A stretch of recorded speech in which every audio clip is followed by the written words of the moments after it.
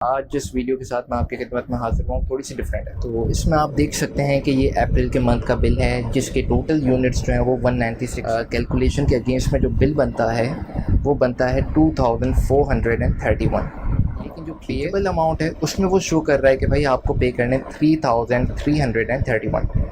देखिए भाई, तो नेपरा GSM की शर्त 8.2B के तहत आप पे रिकनेक्शन के जो चार्जेस हैं वो लागू किए गए। ये क्या है? तो आप काइंडली मुझे बता दें भाई, आप मुझे वो PDF दे दें जिसमें यूज़र मैनुअल हो, कंज्यूमर मैनुअल हो, जिसको मैं देख के सारी चीज़ें जान सकूं।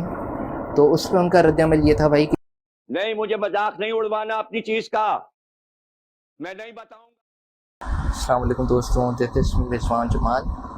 अच्छा, नॉर्मली जो मैं वीडियोस बनाता हूँ वो सॉफ्टवेयर डेवलपमेंट से रिलेटेड होती हैं, टेक्निकल वीडियोस होती हैं थोड़ी सी। लेकिन आज जिस वीडियो के साथ मैं आपकी खिदमत में हाजिर हूँ थोड़ी सी डिफरेंट है। तो भाई, ये कुछ दिनों पहले आपके भाई के साथ एक हादसा पेश आया है और बस उसी स्टोरी को लेकर मैं आपके साथ आपकी खिदमत में हाजिर हुआ और उसी स्टोरी को मैं आपके साथ डिस्कस करूंगा ताकि ये हादसा आपके साथ पेश ना हो, या तो पेश हो तो आपको उसका रीज़न पता हो। ठीक है, तो आइए स्टार्ट करते हैं।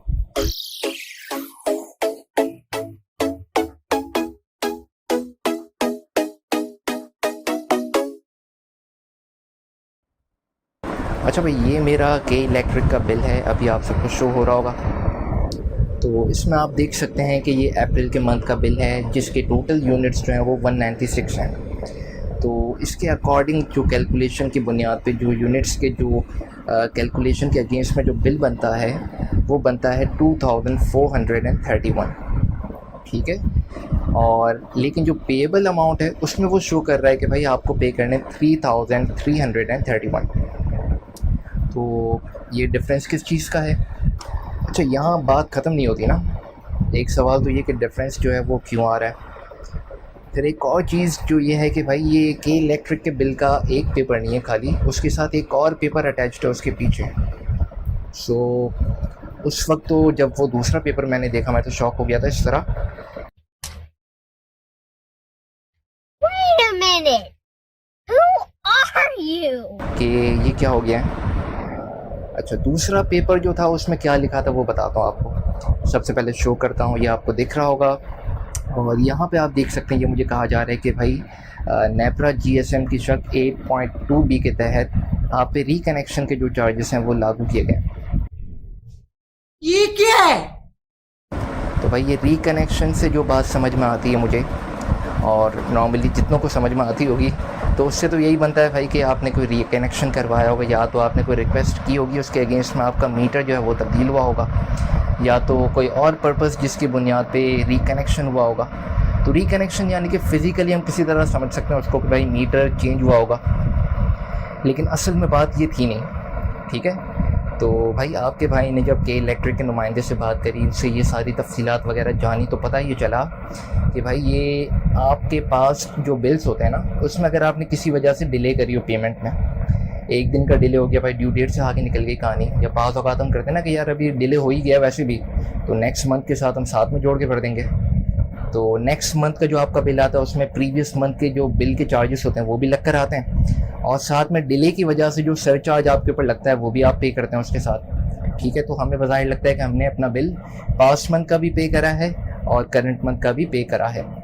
लेकिन इन्होंने मुझे कहा कि सर नहीं, ऐसा नहीं है, अगर आप पेमेंट में डिले करते हैं ना तो अकॉर्डिंग टू नेपरा आप जो हैं वो एक्टिव यूज़र शुमार नहीं होते सिस्टम में।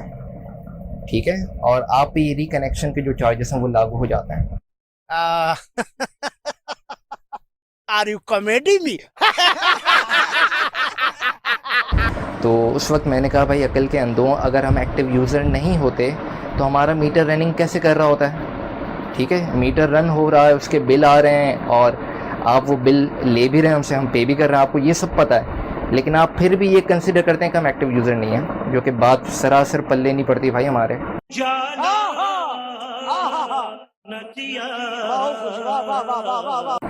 तो खैर मैंने उनको लॉजिकली थोड़ा घेरने की कोशिश करी, लेकिन वो अपनी बात पर अड़े हुए थे कि सर ये नेपरा का रूल है, हम इसको फॉलो करते हैं। तो मैंने कहा भाई मेरे पास ये नेपरा का जो आपका क्लॉज है उसकी कोई पर्टिकुलर डिटेल मेरे पास शो नहीं हो रही है, खाली यही लिखा हुआ है कि इसके तहत आपके जो चार्जेस हैं वो लगे। तो आप काइंडली मुझे बता दें भाई, आप मुझे वो PDF दे दें जिसमें यूज़र मैनुअल हो, कंज्यूमर मैनुअल हो, जिसको मैं देख के सारी चीज़ें जान सकूं। तो उस पर उनका रद्द-ए-अमल ये था भाई कि नहीं, मुझे मजाक नहीं उड़वाना अपनी चीज का, मैं नहीं बताऊंगा। हमें नहीं पता सर, आप वो खुद ढूंढें। तो आप समझ जाएं इसका मतलब क्या हुआ। समझ रहे हो? समझ रहे हो आप? समझ रहे हो? ठीक है, तो कहने का मकसद ये था भाई कि आप कुछ भी कर लें और जब ये आपका बिल आता है तो आपको भरना है, ठीक है। यानी कि आप ये समझें कि भाई कुछ भी मतलब आप किसी तरीके से आप बच नहीं सकते।